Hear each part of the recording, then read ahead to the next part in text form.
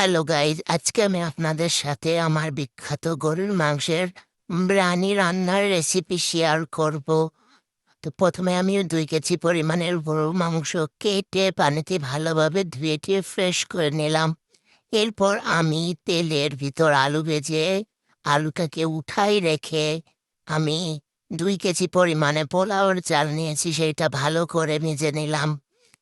চাল টাল ভাজা হয়ে গেলে এরপর আমি তেলের ভিতর পেঁয়াজ বেরেস্তা ভালো করে ভেজে তার উপরে আমি সমস্ত মশলা অ্যাড করে গরুর মাংসটা ভালোভাবে কষিয়ে পানিতে সিদ্ধ করা হয়ে গেলে আমি ওরই ভিতরে আলুটা দিয়ে দেব। আলু দেওয়া হয়ে গেলে আর একটু কষায় আমি তার ভিতরে চালটা দিয়ে দেবো। আমি অতি সহজের রেসিপি দেখাচ্ছি আপনাদের, যাতে আপনারা সহজেই বাসায় রান্না করে খেতে পারেন।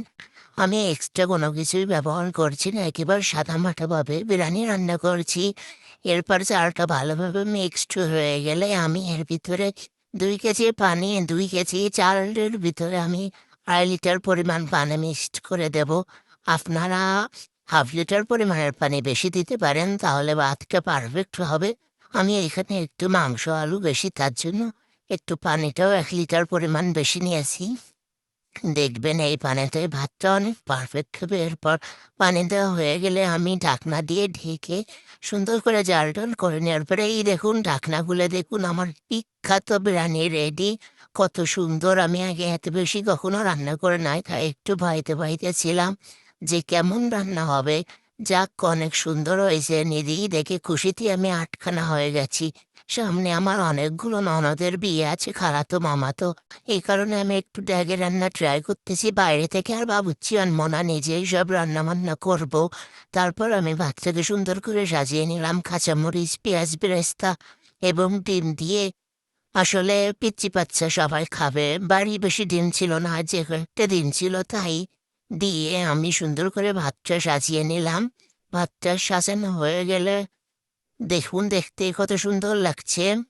আসলেই অনেক মজা হয়েছিল, আপনাদের খাওয়ালাম না, দেখা গেল আপনারা পাগল হয়ে তারপর পাবনায় চলে যাবেন। এই জন্য দেখুন, ভাতটা আমি বেড়ে একটা প্লেটে সুন্দর করে সাজিয়ে নিচ্ছি।